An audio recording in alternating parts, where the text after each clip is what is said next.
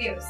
नमस्कार, मैं हूं मीनल और आप देख रहे हैं MNS न्यूज टीवी। स्वागत है आपका देश की खबरों में। आगे बढ़ने से पहले डालते हैं आज की कुछ मुख्य सुर्खियों पर नजर।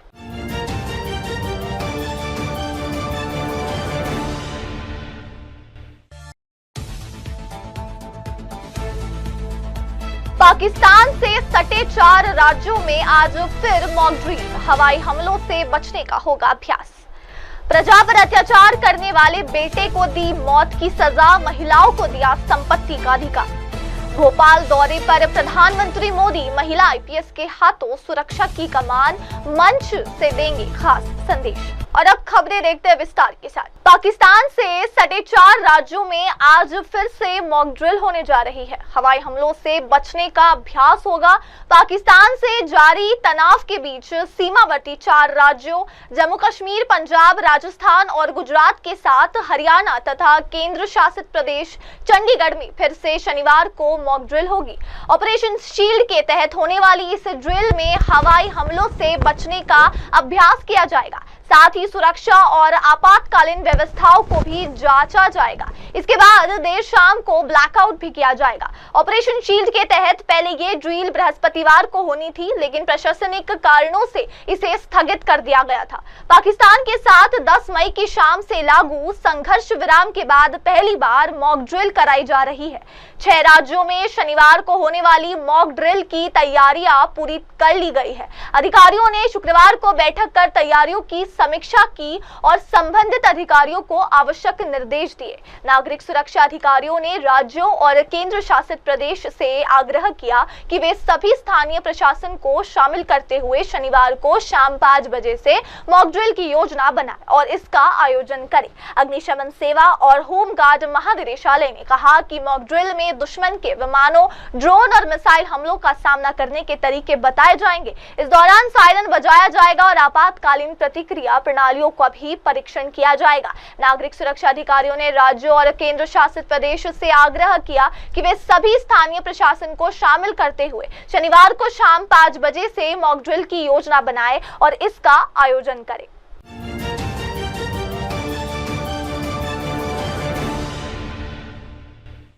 अब देखते हैं अगली खबर। प्रजा पर अत्याचार करने वाले बेटे को मौत की सजा दी गई और महिलाओं को दिया संपत्ति का अधिकार।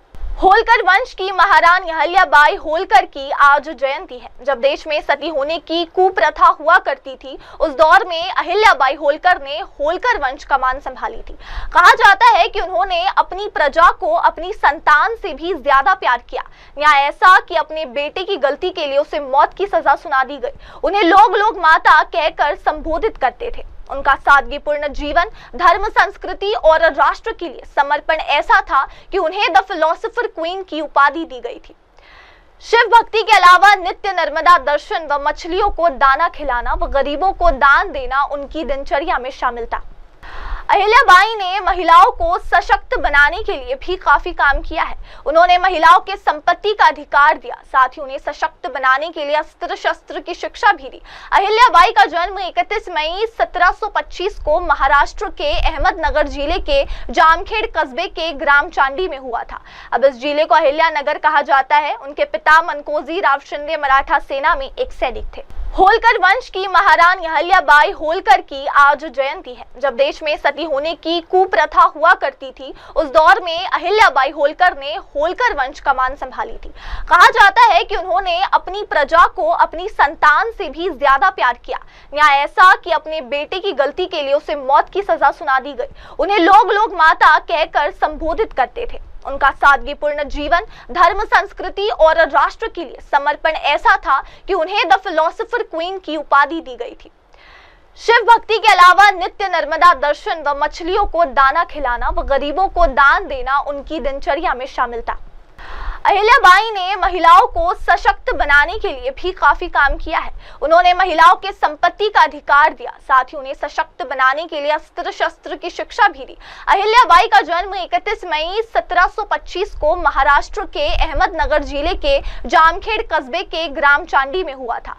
अब इस जिले को अहिल्यानगर कहा जाता है। उनके पिता मनकोजी राव शिंदे मराठा सेना में एक सैनिक थे।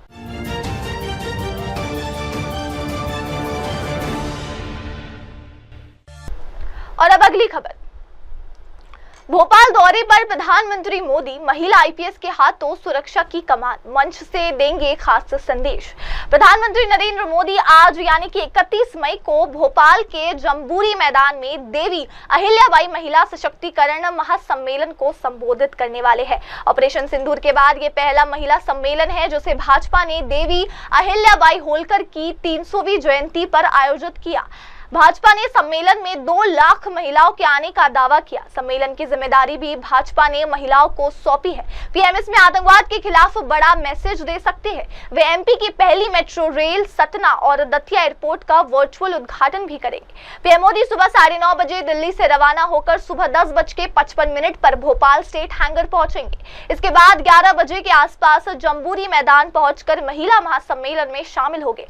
बताया जा रहा है कि यह आयोजन महिला सशक्तिकरण की दिशा में एक नया और सशक्त संदेश देगा। खास तौर पर इस कार्यक्रम में प्रधानमंत्री को भोपाल से दतिया तक ले जाने वाला विमान भी एक महिला पायलट द्वारा संचालित किया जाएगा। वहीं इंदौर मेट्रो की पहली सवारी में भी केवल महिलाएं शामिल होगी, जो महिलाओं की सक्रिय भागीदारी और सम्मान का प्रतीक बनेगी। पीएम मोदी की स्वास्थ्य की जिम्मेदारी 2 महिला डॉक्टरों, डॉक्टर पूनम श्रीवास्तव और डॉक्टर रचना मिश्रा को सौंपी गई है। दोनों पीएम की सेहत पर नजर रखेगी और आपातकालीन सहायता देगी।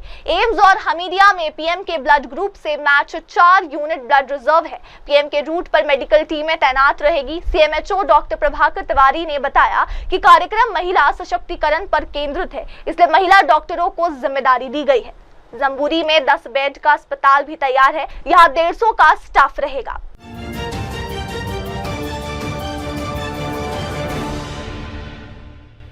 आगे बढ़ते और डालते हैं नजर अगली खबर पर। उत्तराखंड के ऋषिकेश में हुए अंकिता भंडारी हत्या मामले में अब जिला एवं सत्र न्यायाधीश एडीजे रीना नेगी की अदालत ने सजा के प्रश्न पर दोनों पक्षों को सुना है। बीती 19 मई को एडीजे कोर्ट ने इस मामले की सुनवाई पूरी करते हुए फैसले के लिए 30 मई की तिथि निर्धारित की थी। अभियोजन पक्ष ने कहा कि अंकिता रिसोर्ट में बतौर रिसेप्शनिस्ट काम करती थी। अभियुक्तों की ओर से घटना से पूर्व उस पर अनैतिक कार्य का दबाव बनाया जा रहा था। अभियोजन पक्ष ने कहा कि अंकिता उनकी इस एक्स्ट्रा सर्विस का विरोध कर रही थी और वो रिजॉर्ट से जाना चाहती थी।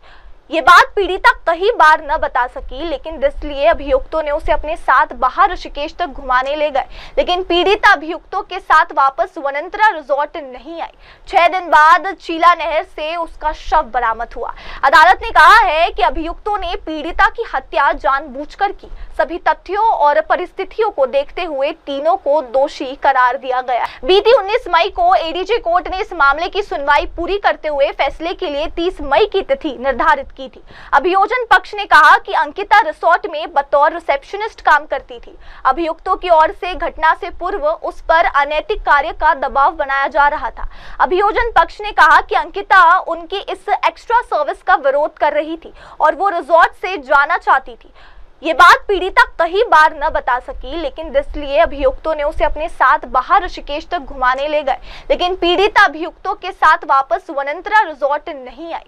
6 दिन बाद चीला नहर से उसका शव बरामद हुआ। अदालत ने कहा है कि अभियुक्तों ने पीड़िता की हत्या जानबूझकर की। सभी तथ्यों और परिस्थितियों को देखते हुए तीनों को दोषी करार दिया गया है।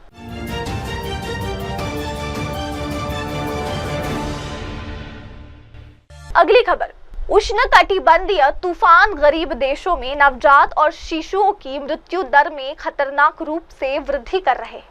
ये चिंता का विषय इसलिए भी है क्योंकि ये असर उन देशों में अधिक दिखाई दे रहा है जहां पहले से ही स्वास्थ्य सेवाओं की स्थिति कमजोर है और संसाधन सीमित है। वैज्ञानिक पत्रिका साइंस एडवांसेस में प्रकाशित इस शोध के अनुसार जलवायु परिवर्तन के कारण उष्णकटिबंधीय तूफानों की आवृत्ति और तीव्रता लगातार बढ़ रही है। इन तूफानों का असर सबसे अधिक निम्न और मध्यम आय वाले देशों में देखने को मिल रहा है, जहां आपदा से निपटने की तैयारियां सीमित है। यूएससी जॉनसॉइफ college of letters arts and sciences के वरिष्ठ अर्थशास्त्री और इस अध्ययन के प्रमुख लेखक डॉक्टर जेचरी वेगनर ने बताया कि तूफानों से प्रभावित बच्चों की मृत्यु दर सामान्य से 11% ज्यादा देखी गई। यह आंकड़ा 1000 जीवित जन्मों पर 4.4 अधिक मौतों के बराबर है। ये वृद्धि केवल उच्च तीव्रता वाले तूफानों तक सीमित नहीं बल्कि कम तीव्रता वाले तूफानों से भी बच्चों की जान को उतना ही खतरा है। अक्सर ये माना जाता है कि प्राकृतिक आपदाओं के बाद बच्चों की मृत्यु दर में वृद्धि का मुख्य कारण गर्भवती महिलाओं को स्वास्थ्य सेवाओं और पोषण की कमी होती है, लेकिन इस शोध में यह स्पष्ट किया गया है कि मृत्यु दर में वृद्धि के पीछे कुछ अन्य कारण भी है जिनकी स्पष्ट जानकारी अभी तक नहीं मिल पाई है। ये दर्शाता है कि तूफानों के प्रभाव से निपटने के लिए हमारी समझ और तैयारी दोनों ही अधूरी है। ये तथ्य आने वाले समय में और गहराई से अध्ययन की मांग करता है।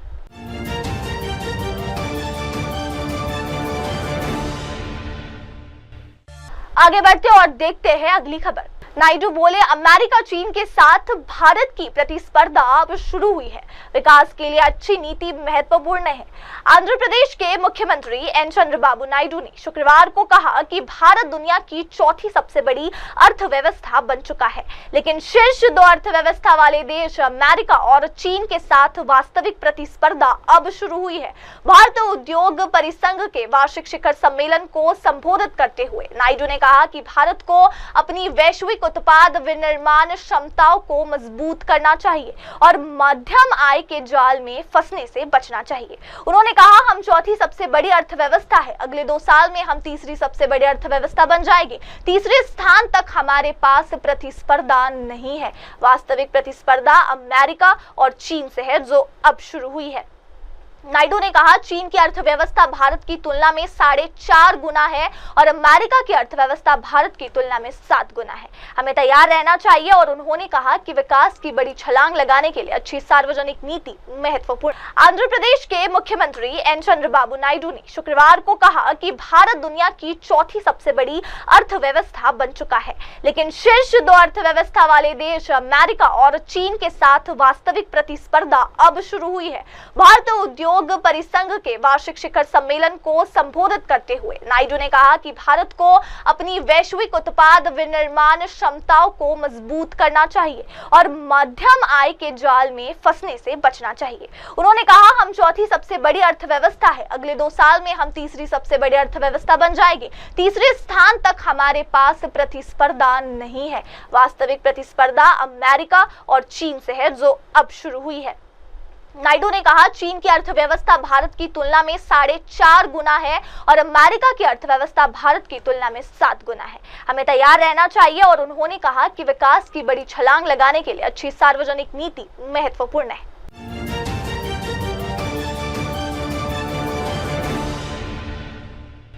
और इसी के साथ आगे बढ़ते और देखते अगली खबर। ये किसी एक व्यक्ति की नहीं, पूरे देश की उपलब्धि है। आतंकवाद पर पीएम मोदी के बयान पर रेणुका चौधरी ने दी अपनी टिप्पणी। आतंकवाद को लेकर प्रधानमंत्री नरेंद्र मोदी के बयान पर कांग्रेस सांसद रेणुका चौधरी ने पलटवार करते हुए सवाल उठाया है।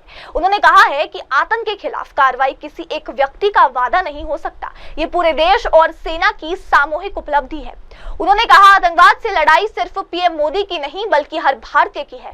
रेणुका चौधरी ने एक न्यूज एजेंसी से बातचीत के दौरान कहा कि सेना ने साहस दिखाया, सीमा पर रहने वाले नागरिक हर दिन खतरे में जीते हैं, उन्हें सलाम है। ये किसी एक का नहीं, हम सब का संघर्ष है। कृपया इसका राजनीतिक फायदा लेने की कोशिश न करें। बता दें कि कांग्रेस सांसद का ये बयान ऐसे समय आया है जब प्रधानमंत्री मोदी ने हाल ही में पाकिस्तान को आतंकवाद को समर्थन देने पर कड़ी चेतावनी दी। साथ ही कहा, भारत अब हर आतंकी हमले को जवाब देगा। उन्होंने कहा, भारत अब परमाणु धमकियों से डरने वाला नहीं है और आतंकियों का और उनके संरक्षकों को सख्त सजा दी जाएगी। इस पर चौधरी ने पलटवार करते हुए कहा कि सेना का मनोबल बढ़ाए लेकिन क्रेडिट लेने की राजनीति न करे। इसके साथ ही पीएम मोदी ने कहा कि अगर सीधे कहूं तो दुश्मन कहीं भी हो ठोक दिया जाएगा। भारत अब निर्णय सेना पर छोड़ेगा कि कैसे और कब जवाब देना है। उन्होंने कहा कि अब भारत ने 3 स्पष्ट नियम तय किए हैं। हर हमले का जवाब दिया जाएगा, जवाब कब और कैसे देना है ये सेना तय करेगी। और अब फिलहाल लेते एक छोटा सा ब्रेक के बाद लौटेंगे और जानेंगे देश दुनिया की तमाम बड़ी खबरें। आगे की खबरों के लिए आप जुड़े रहे मेरी सहयोगी शिबा के साथ और देखते रहिए MNS न्यूज टीवी। नमस्कार। हाय हेलो नमस्कार, मैं हूं पंकज विष्णु और आप देख रहे हैं MNS न्यूज। आप देख रहे हैं MNS न्यूज, सच जरूर।